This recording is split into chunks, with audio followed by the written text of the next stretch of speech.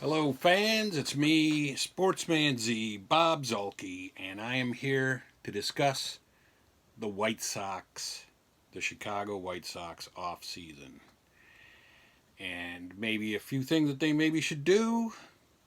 Recap a little bit about where they came from, the direction that maybe the franchise is going in. We'll do a little bit of talking about all of that. So, anyway, last year, the White Sox were 72 and 89, and they finished in third place in the AL Central. Mainly they finished in third place because fourth and fifth were held by the Royals and the Tigers, who were both horrendous. And they didn't get into second or first because the Twins won 101 games and the Indians won 93. Now, I think the Indians are probably on the skids. They're probably on the downside, especially depending on who their free agents are this year.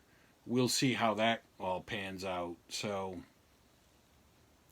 But I think the Indians are a team that's in a decline. So that's good news. Although the Twins look like they're for real, and the Twins look like they will be a team to contend with for a while. They have a good young manager in Rocco Baldelli. They have a team that I think either led the league in home runs, led the majors in home runs last year, or they were right up there. So they're going to be hard to contend with. But this is a division that's really not that great. It's not like the American League East, where, everybody but Baltimore is a good team. So, that gives you a little bit of, if you're a White Sox fan, it gives you a little bit of hope going forward.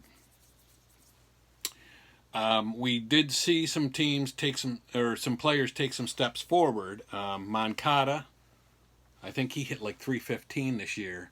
It was nice to see him finally live up to the billing. But there are some other players that need to live up to the billing, and they need to do it quickly. I'm talking about Dylan Cease, Eloy Jimenez, and yes, I know Eloy Jimenez hit 31 home runs last year, but he also hit 267 with just a 315 on base percentage. I think he got better as the year went along, so maybe he's on the upswing. Let's hope he is, because the 260 something batting average or worse and an on base percentage in the low 300s is just not going to cut it. Ryan Cordell, he's a nice young player. I like him. We need to see a little more out of him, and maybe he can be a bigger piece going forward. A surprisingly bigger piece going forward. We also need to see Ronaldo Lopez do a little better than he did last year. Last year was a very disappointing year for Lopez, but it was a disappointing year for our pitching overall. Lopez had a 538 earned run average, and he can do better, and he needs to do better. We also had a bullpen that was an absolute arson squad. So the bullpen has got to get better. We do have some bright spots out there.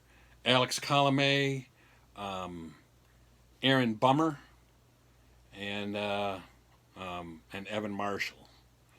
But those guys need help. We've got to get some better pieces for the bullpen to help them. We have Abreu as a free agent. He's the most notable and maybe the only, but definitely the most notable free agent the White Sox got.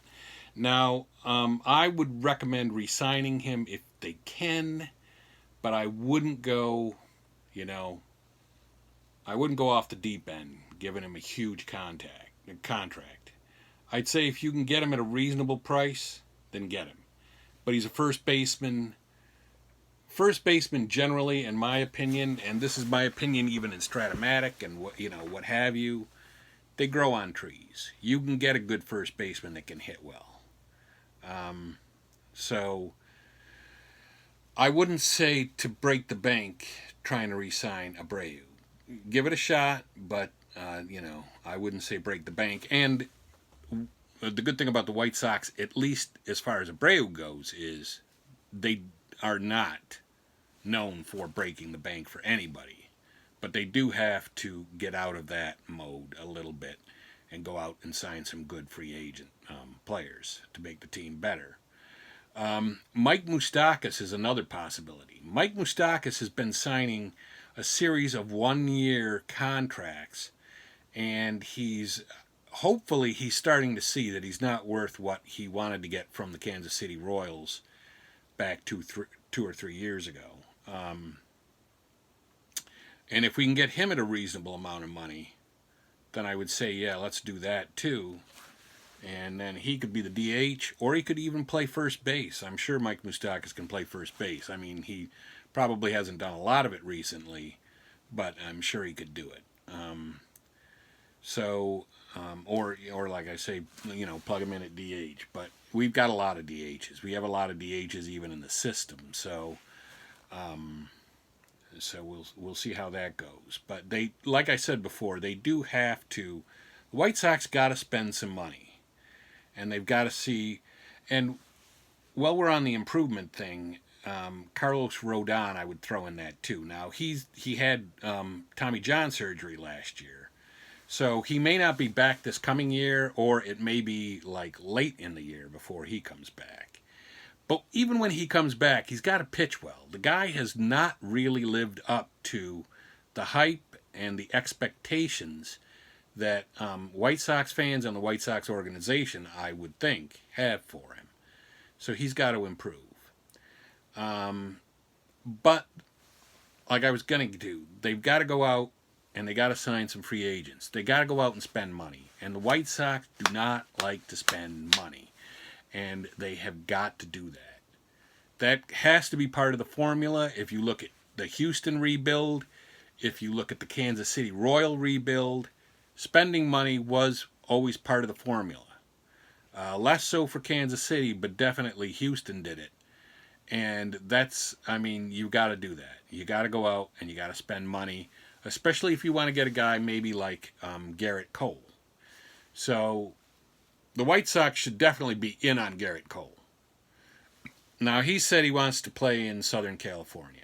All right, well, who knows? I mean, players say all kinds of things. Like, oh yeah, I want to play near home. Ken Griffey Jr. Famously said that his home was Cincinnati, and he did end up playing for Cincinnati, but no, his home is in Florida. He lives in Florida, or he did at the time.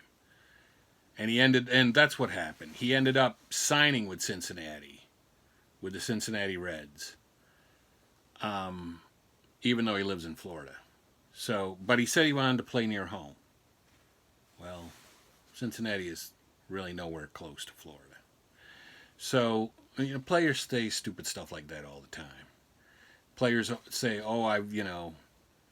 like when players leave the Yankees, they say, oh, I always wanted to be a Yankee. Or when they sign with the Yankees, I always wanted to be a Yankee. Yeah, you really always wanted to be a Yankee.